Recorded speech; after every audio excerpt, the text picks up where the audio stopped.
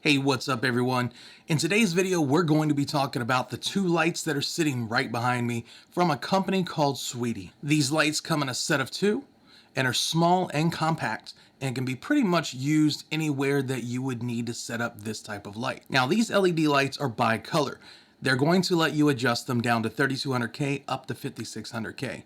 You're going to have manual adjustments on the back. Unfortunately, there is no app or remote compatibility with these lights, so you will have to set your settings beforehand and adjust as needed on the back. Now, I ran across these lights on Amazon when I was looking for something small that I could attach to my overhead rig. I kind of wanted to have a light on each side at an angle. That way, if I'm doing an unboxing or something like that, I have two steady lights that aren't too overly bright, shining down on my item in conjunction with my overhead light. And the size of these specific lights absolutely fits that profile perfectly. As you can see, they are on the smaller side. They're not as small as your portable LED camera lights, but they're not nearly as large as some of the other key lights that are out there as well. They're nice in the middle to make them just as portable as small lights and still as powerful as some of the bigger lights. Now, these can use Sony MP batteries, as you can see. It's what I'm using, but they do not come with them, so you will have to supply your own. Now, since picking these lights up, I've been fairly impressed with what they're able to do for such a small light. These are going to work great for if you're live streaming and you want to have them mounted on your desk, for your webcam or whatever you're using for your camera. If you're out vlogging and you need an extra light, if you want to put one of them on top of your camera, to use as a steady light while you're doing photography or just video in general. Now, one of the things I've noticed is if you're going to use them in a situation like, let's say live streaming, you are going to want to put both lights on you.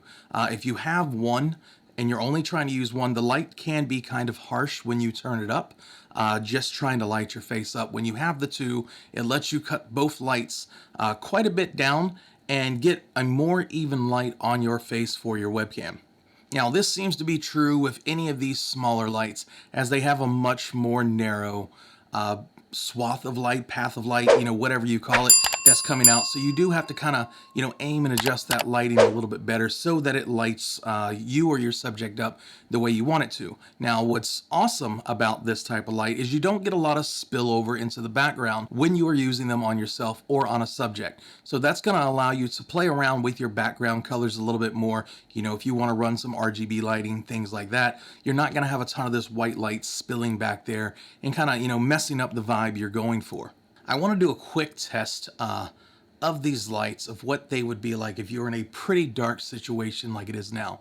I have each light kind of off to the side of my camera currently. I would say maybe 3.5 feet from me on both sides and about 2 feet from the camera. So I'm gonna cut the first light on, which is the one off to this side here. I believe I have that set at 30%.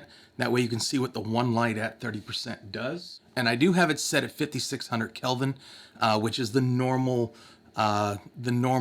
Kelvin level that I record with. Now, this is going to be just this side here to kind of light up my face, and you can essentially cut this up to anything you wanted. I figured 30% and I believe 60% on the other light is going to be just a good combination at this distance to give you an idea of how these can light up your face without throwing too much light on the back. So now I'm going to turn the other light over here on. That way you can see how both of them look together.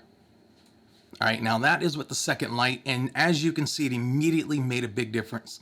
That light is at 60%. This light over here is at 30%.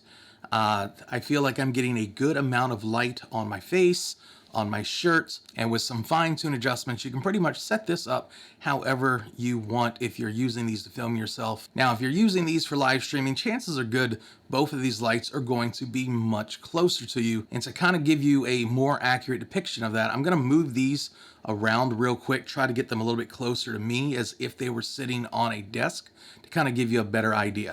All right, and as you can see, just how I moved these immediately made an even bigger difference with the lighting on both sides of my face.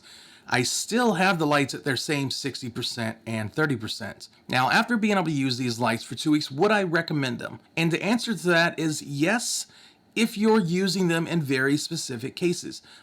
These little small lights are never going to replace big lights like what I use for these videos. They're going to be great for stream lighting. They're going to be great for lighting products if you're doing unboxing, product photography, things of that nature, kind of the way I am using them on my overhead rig. They're going to work great for side lighting, rim lighting, hair lighting, pretty much anywhere that you can use an extra small light. Now, these seem to be best used in conjunction with other lights, with the exception of streaming.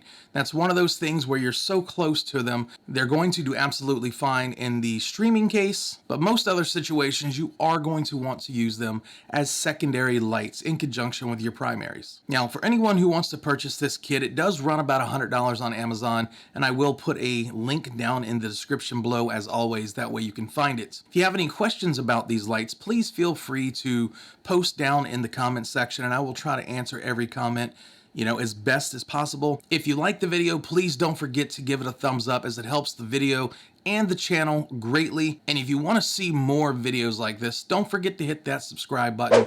Also hit the bell notification, that way you get alerts anytime I put out a new camera tech related, technology related, or how-to video. All right, that's gonna wrap this up, and until next time.